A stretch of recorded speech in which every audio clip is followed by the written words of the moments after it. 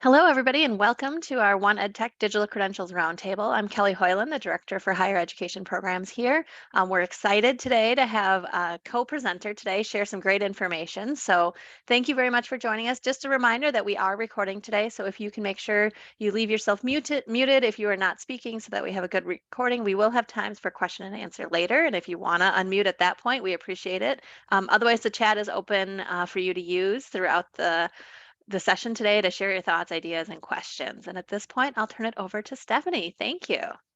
Thank you, Kelly. It's so nice to see everyone here today. I hope everyone's having a great Monday. Thank you so much for joining us. And we'll just go ahead and we'll jump right in. So I'm Stephanie Roman. My pronouns are she, her, hers. And I had the opportunity today to have a conversation about digital credentials and why I'm so passionate about this area, and just kind of we'll start from the basics. So as our topic, let's start from the beginning, the what and why of digital credentials. So we'll go ahead and jump in. Let me see if, oh, it's not going. Okay, perfect.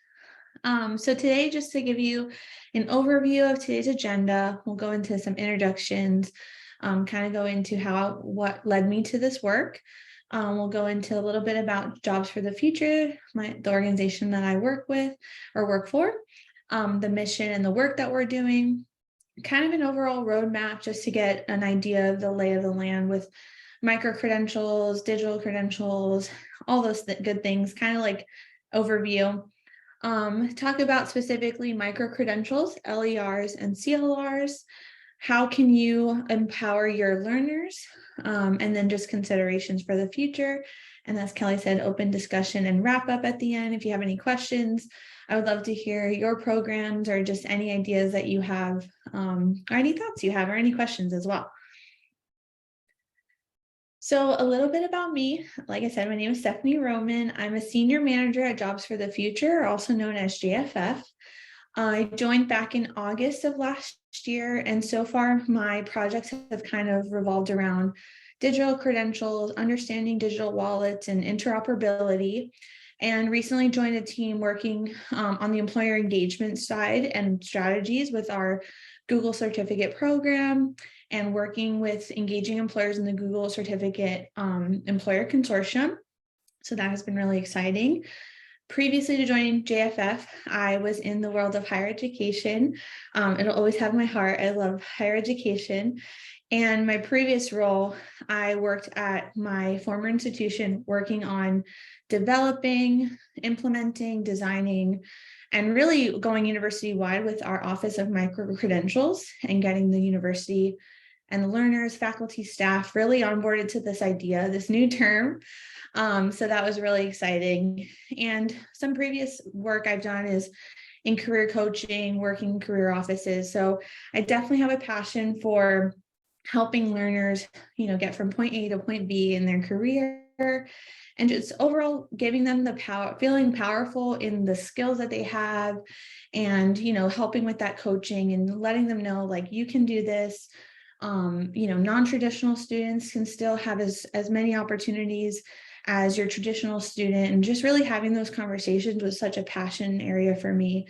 So naturally finding myself in the world of micro-credentials, I loved it, and just being able to build where learners can dive into their skills a little bit more deeper, expanding on their experience. And then ultimately that's what led me to the work at JFF, just working that in that area from a higher perspective, and just seeing where we can still be helping learners out there. So I'd love to connect with you on LinkedIn if we haven't already. And yeah, we'll go ahead and jump to the next slide. Oh, there we go. Okay.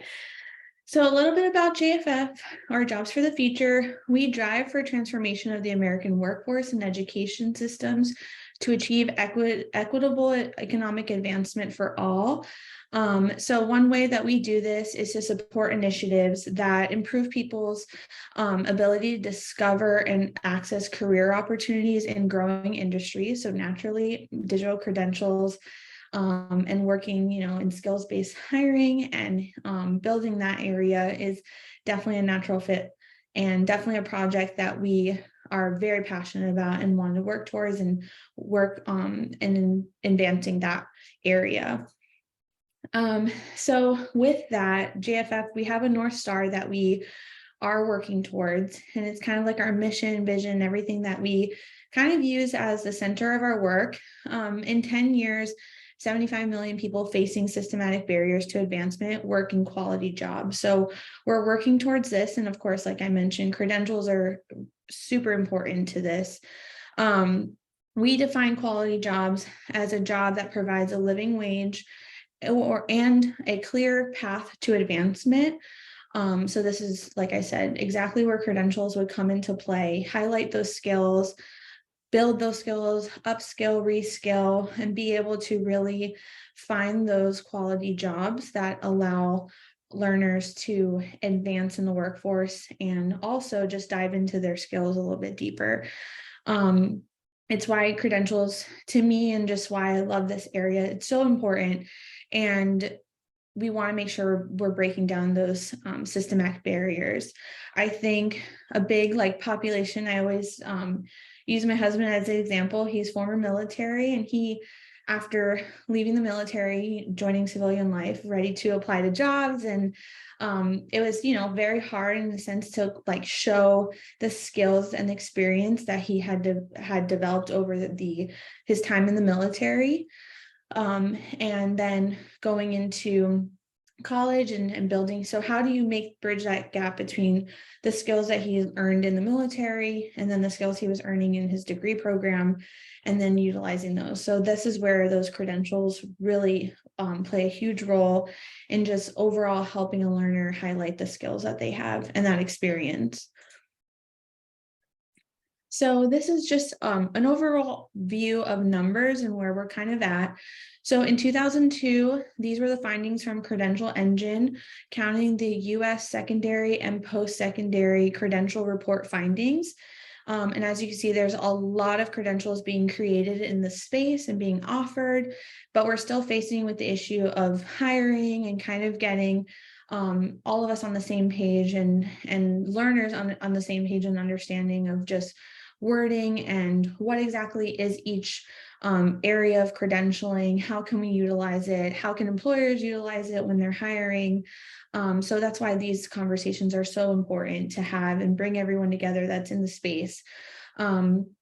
The part on this slide that really sticks out to me, of course, other than the numbers, is accompanying decentralized jargon and processes, and then the questions that still remain. So I know when I was talking to Kelly and with Rob, I was like, there's so many different terms and different avenues to take out there. So when they presented the opportunity to present today, I was like, yes, I would love that. Bring the whole group together and let's just talk it through and see what everyone else is, what we're all saying out there.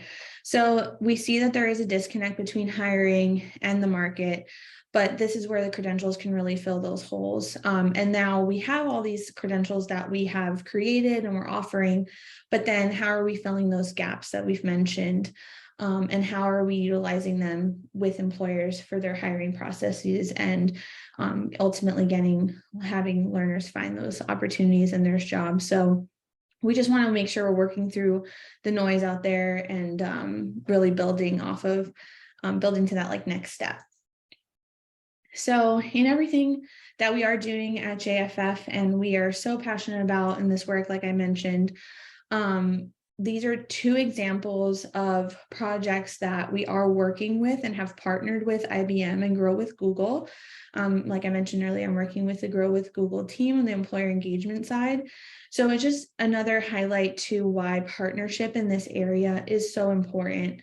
And creating those conversations and building those partnerships to really build those opportunities for learners.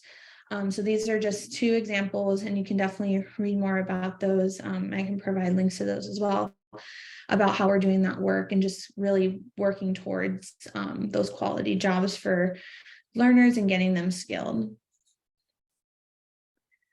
So this is kind of that roadmap that I was talking about earlier, just to kind of get a lay of the land. I know we're all familiar with digital credentials and everything like that, but sometimes it's always good. I'm a visual person, so it's always good to see kind of like what's the flow of everything and where we're heading. So as you can see from the image above, we have learners from all different careers and all different areas, and they've earned an achievement, which I think is great. A microcredential is so accessible to so many different learners in different areas, different levels of their career. So we have a learner, they've earned an achievement, and that turns into a record of that achievement, whether it be they've earned a degree, they've earned an achievement badge or some type of digital badge.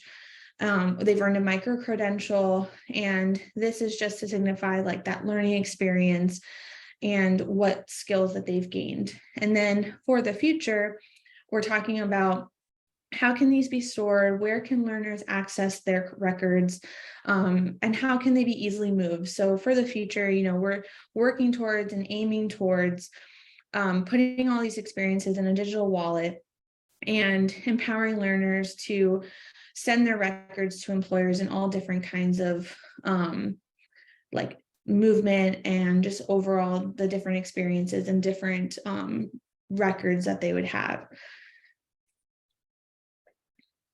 So this next slide is a visual that our team has created in order to kind of show what that movement with a digital credential and a digital wallet could look like. So on the left, you see that this individual went to high school, earned their diploma, at some point then joined the military and had some experience as a medic. And then from there, gained credentials, gained certificates, worked in the hospital, gained additional certificates, gained additional credentials. And then it also could be in the form of their government records. And then it's the holder, the user, the learner is holding all of these credentials in their wallet, and then moving it forward to the right side of the presentation. You have all of those credentials and all of those different records in one place, and you're kind of mix and matching depending on the experience that you need. So whether it be that you are, applying, going to the university, you're going to apply to a job at the nursing home or just the medical clinic, like you can take all of those digital records and move them forward and mix match them depending on what you need. So this is huge in the sense when we talk about credentials and having all of those records of achievement, bringing them all together, being able to utilize them in different ways, giving them to different employers, or just having access to that is huge.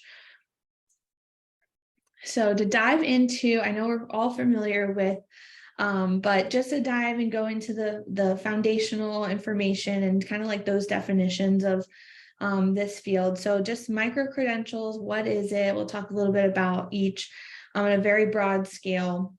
So a digital representation of learning awarded for completion of a short program that is focused on a discrete set of competencies, for example, skills, knowledge, attributes, and is sometimes related to other credentials.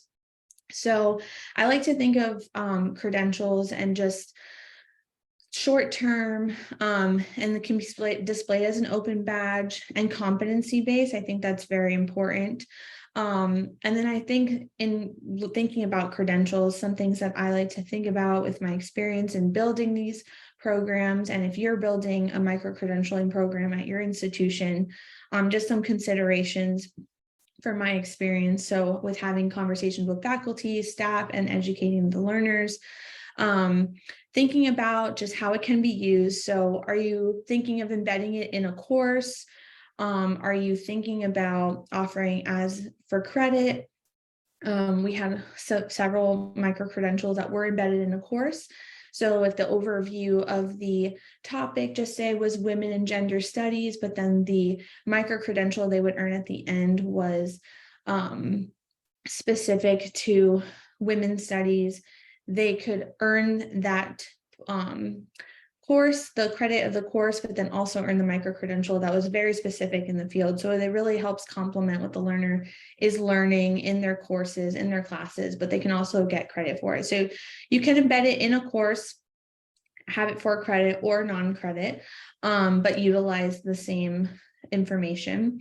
You can also offer it as co-curricular experience. So this would be outside of the classroom in complement with their academic program. So again, say you have a learner who is majoring in women and gender studies, and then maybe the specific micro-credential that is co-curricular, it would not be for credit, it would be in social equity and inclusion. So having those really specific skills, being able to mix match them and bring them all together, like we were saying, and be able to bring that to the industry that they would be applying to, it shows those very specific hands-on experience and skills with that information. I always tell my faculty that it's a great way to complement the things that you are already teaching, and that learners can expand on outside of the classroom if you're not able to cover everything in a semester or in the classroom. So it really does complement everything that they're working towards.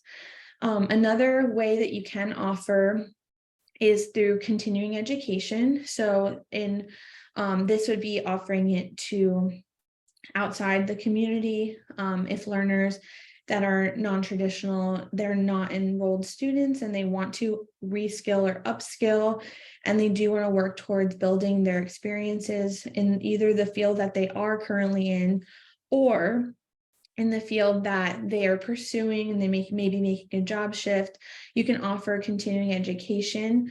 And it allows your community or outside the university to really build their skills as well.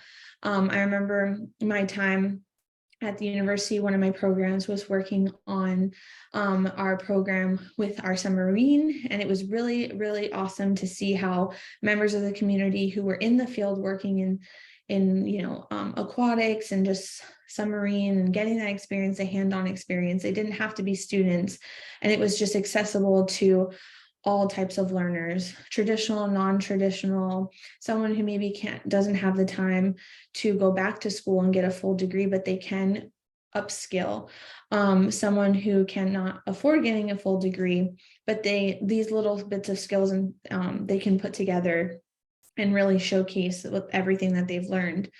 And then the last format would be professional development, so internal to your employees. It can resemble other topics that you're utilizing at your institution for the students, or even continuing education for the community, but it would be offered just solely for your professional development and for your faculty and staff that are at the university or at your institution. So those are just kind of some ways to target different populations that I like to kind of put them in buckets. And then I think another area that's very important when you're considering developing a micro-credential program, or just offering, specifically if it's at your institution, how to just explain clear expectations of what the program overall and what each micro-credential program would look like. So some of these things that come to mind are, how is it being offered? Are you offering it online? Are you offering it in person? Are you offering it hybrid, synchronous, asynchronous? Like, what are those touch points that the learner can keep in mind if they're going to enroll in the micro-credential?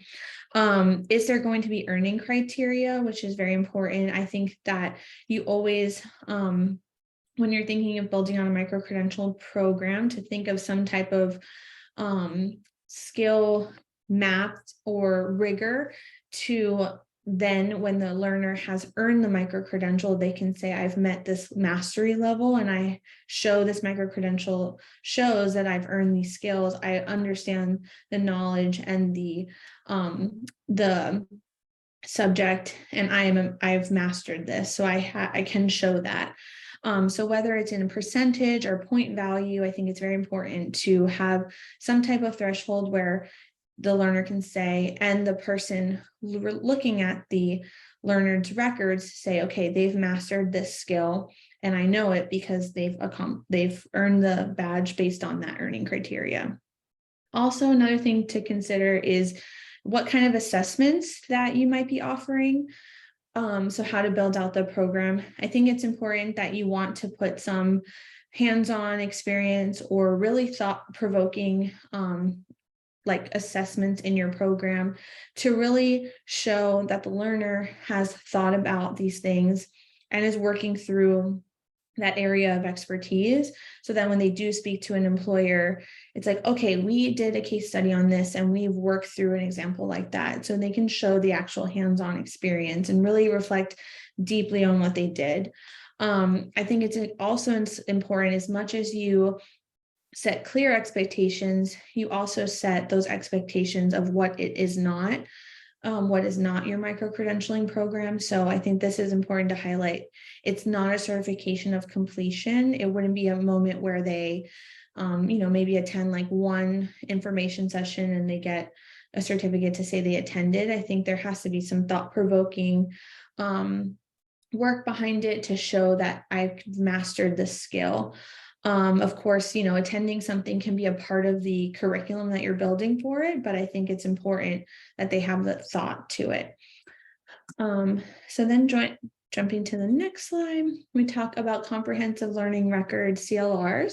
So again, from a very overview foundational standpoint, is a secure, verifiable digital records for learners of all ages that contain all nature of learning experiences and achievements, including courses, competencies, skills, co-curricular achievements, prior learning, internships, and experiential learning.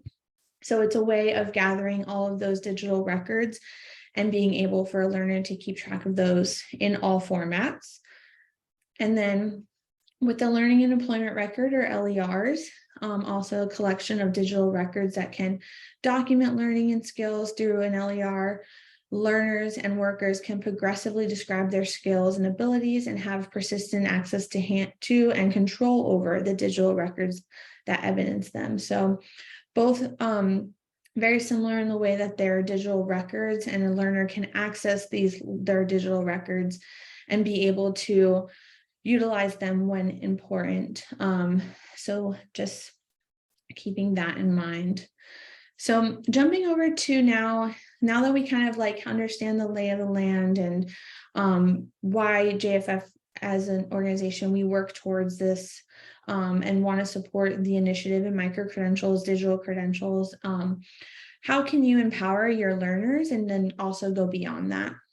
So I really thought there, and I thought of my experience, and I was like, what would I thinking now, like had built out some programs and now, leading this talk with you all, what would I kind of like want to, engage in conversation? So I think it's important to educate your learners on the purpose of earning their credential. And I think it's important. The big question is, why would they want to earn this credential?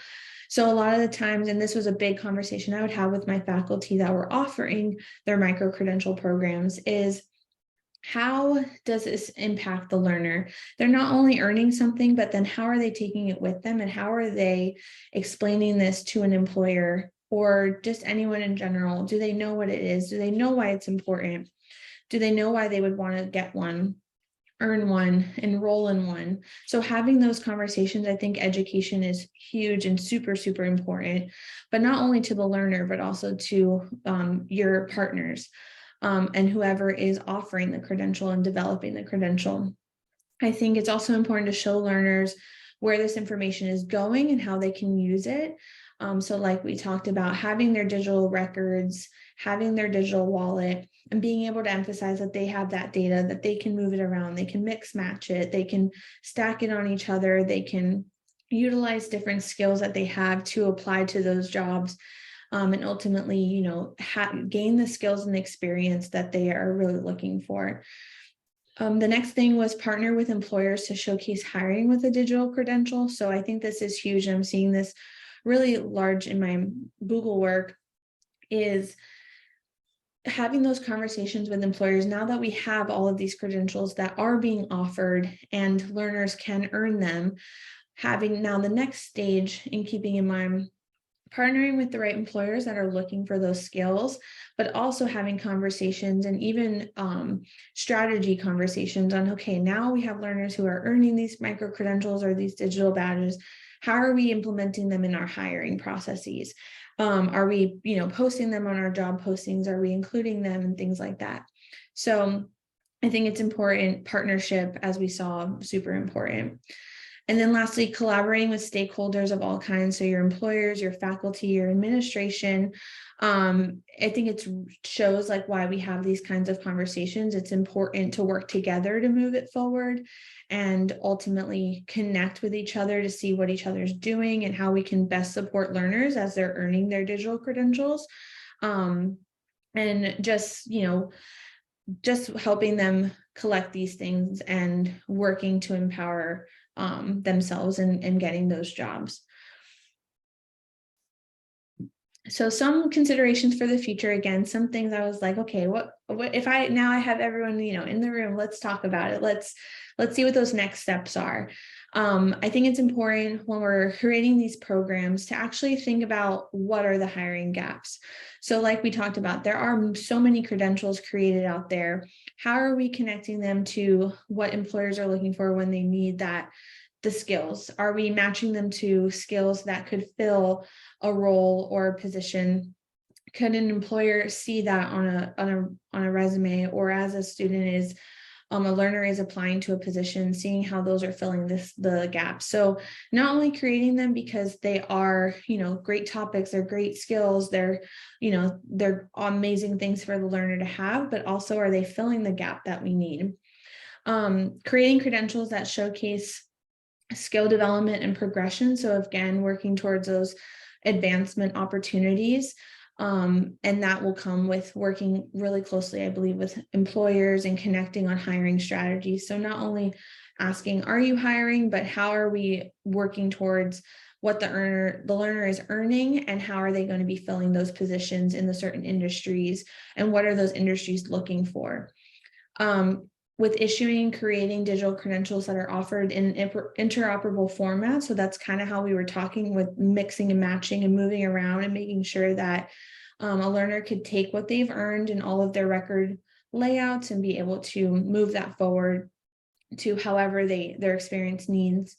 And then ultimately the consistent language throughout in a way we can use the terms and skills. So having conversations such as this, coming together as groups, and just really getting all of us on the same page so that we can just best support the learners when they're applying for experiences, talking to employers on hiring strategies, and being able to support learners throughout. So I thank you so much for letting me have the time today, taking the time out of your day to join us, and then also have this conversation with you around just the foundations of everything and how we can work together. So I'm really excited to see or hear anything that you're working on, or just any questions or just open discussion. Thank you all so much. Great. Thank you, Stephanie. That was a great foundation. There's been a lot of chatter in the chat that I've been trying to keep up with as you've been talking. One of the areas that came up was K-12, and I know you don't have a K-12 background. And the question was, where do you even start in K-12? Do you know of any good examples to start with? Oh, that's a really, really good example, or a really good question, actually. So although I went the higher ed route, my bachelor's is in K through 12. But I haven't been able to dive into this work yet in the K through 12 space. But I know when we were at the summit a couple of weeks ago, I was like, oh my gosh, this is in K through 12. This is amazing. I think the biggest, if I was looking at how I would first tackle in K through 12, I think the education part about it would be where I would start. Just getting a gauge of like, if we're taking this from an educator standpoint or the student standpoint, I would think about then how would, like, if we're doing it to the educators, what are those areas that they need to develop? But if we're looking at the students, like, what is the education that the teachers need in order to have those discussions with their learners? And of course, we're not talking about big skills at that point, because it might be hard to, if we're talking about like cybersecurity, like 5th grade, that might be hard, but just seeing what those areas are that they may be interested in, and tackling just, thinking about those areas that would help move each population to like the next step, and how they can stack those on each other, I think would be important.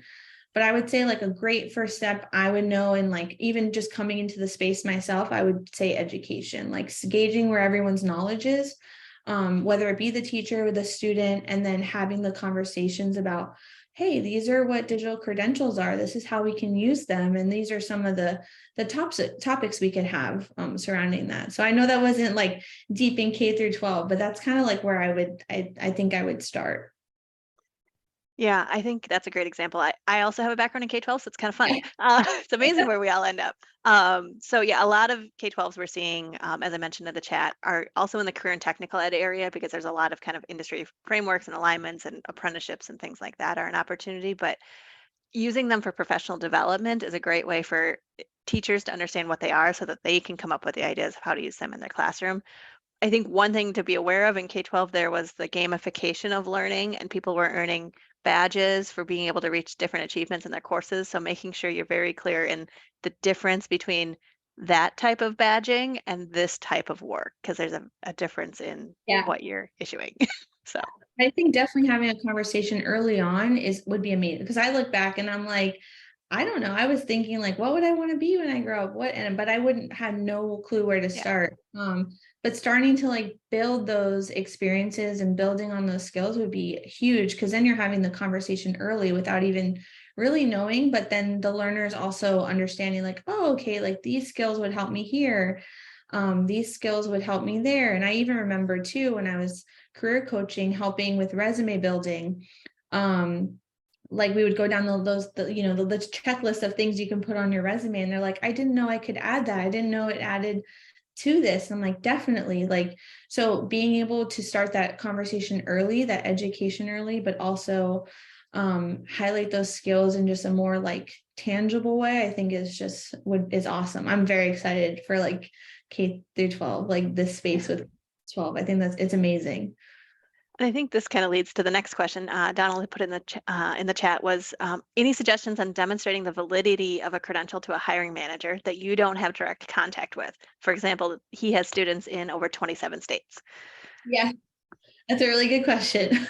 So I think it's important to, again, and I know having those, I know it's hard to have conversations with everybody, and like, how do they, when they look at a credential, like, how do I know this is legitimate? Like, how do I know this has been like checked off? I think that that's where it's really important to highlight that earning criteria, and that, that there is some type of like rigor behind what the student is learning. They're not just, sitting in and listening. And although that is super powerful as well, there is some thought behind it. There's some thought work behind it. They've had some hands-on experience.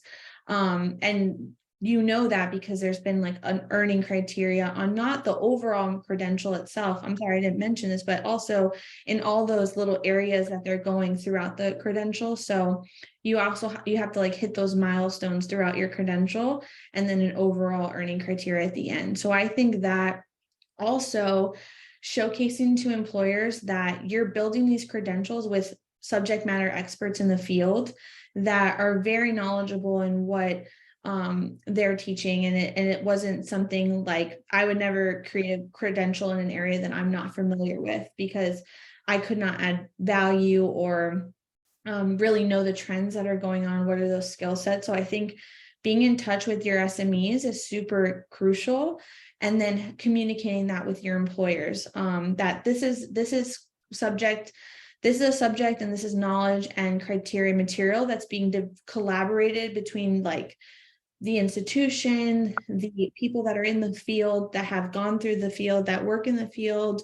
And now we're connecting with you because we want to bring everyone together, and making sure that the skills we're developing are what you need as well.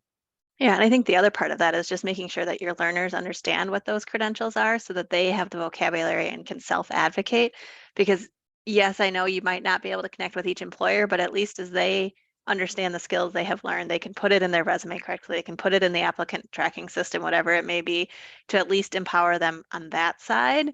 In addition, because yes, and the employer in a state across the country might not understand or even trust their competitor to do it right when you're developing those, but to kind of empower learner to the right kind of conversation is important.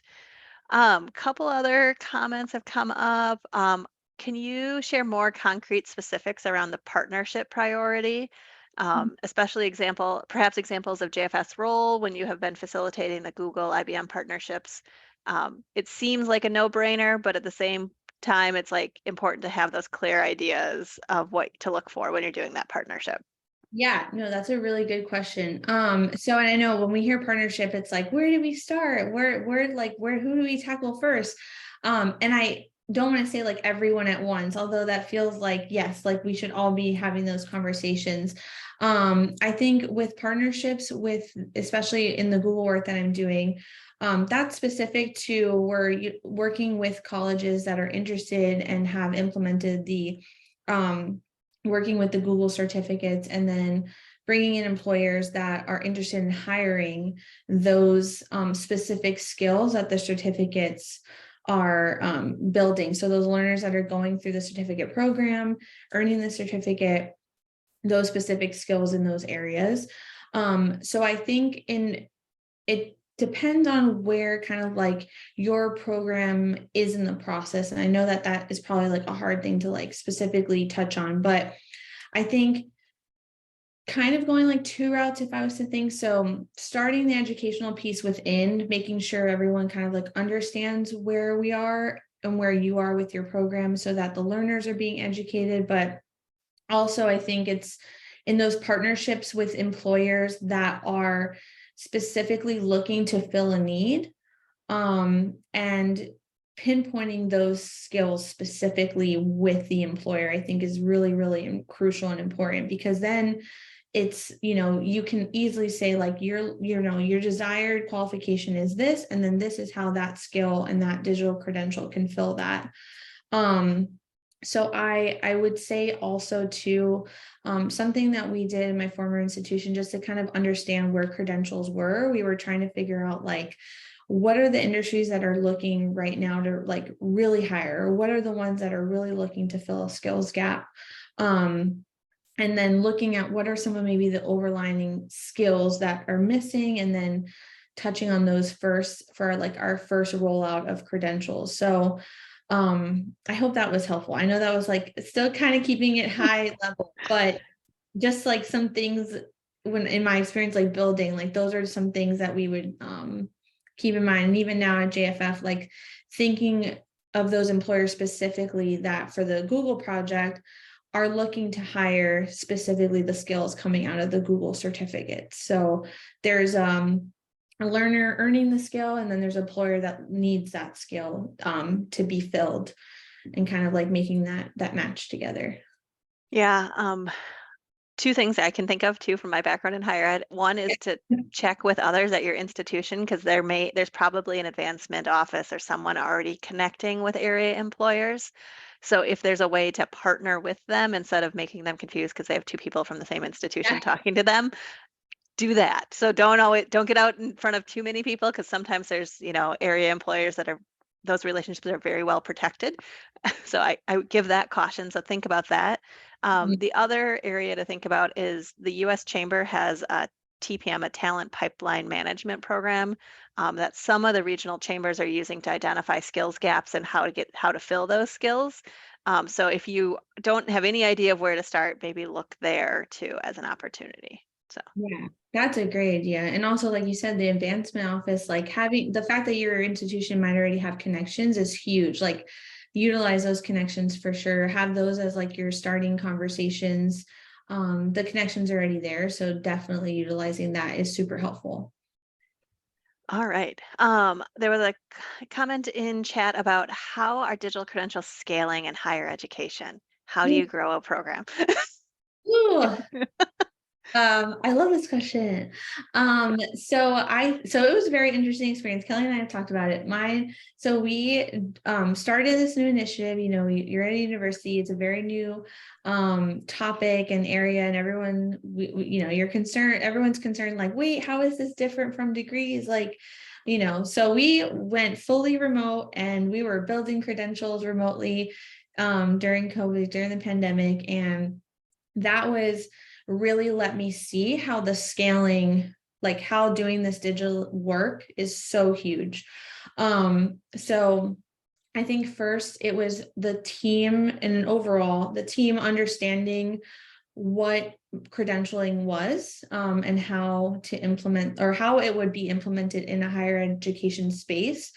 So understanding like the different specifics in those credentials, like we were talking about, are we offering to students? Are we offering to the community? Are we like not all at once? Are we doing one at a time, seeing how it works out? And then I think once the team has a good handle on like an understanding of so then you're able to educate the university or just your faculty and staff, then starting to pinpoint those areas where credentials may be very useful in helping a learner or a current student develop more their skills, either that be within their course that they're already working on or complementary, like you're working on your degree program, but then you want to work on public speaking or you want to work on leadership.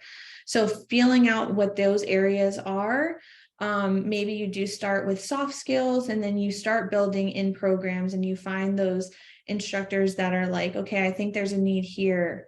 I know, for example, like we had a program that wanted to build out science communication. So like, how do you communicate in the science field?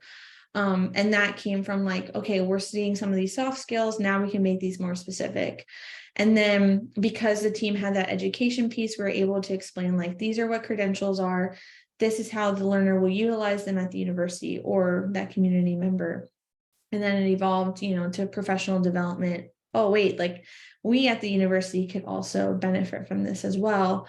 And it just kind of exploded from there. But it was I would say definitely like I think our first starting point was like starting with our soft skills, like what are some of those areas that maybe if a learner was already in their program, some additional skills they may be feeling like they want more time working on.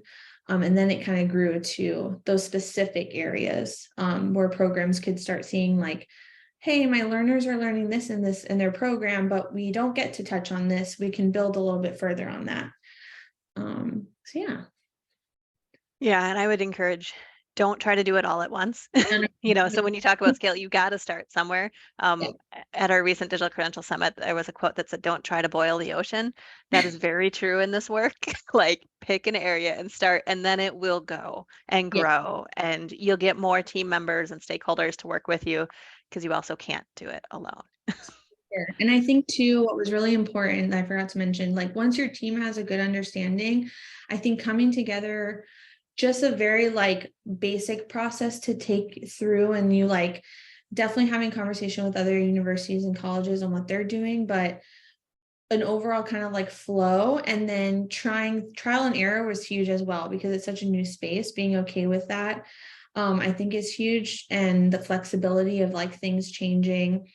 But yeah, definitely don't take it on all at once, one thing at a time, and the program definitely, like you said, will grow once everyone starts seeing, because once they started going like live and learners were earning them, everyone was like, wait, I want to know what this is. I want to learn more. So starting like in the small, but also coming together as a team to like just start documenting your process, I think is super helpful as well. Yeah, that's great. That actually adds perfectly to our next conversation. There's actually a group of people from Wilmington University who are starting their program, and they've been asked to write their plan for how to do this. So what are your tips or top tips for how they focus their efforts kind of in the next couple of months as they get ready to launch? Oh, very good question. So hi.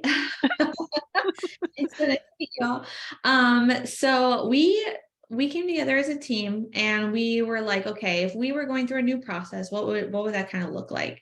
So we were thinking like we want to gather all the information that we can from the faculty or the program that is thinking of offering.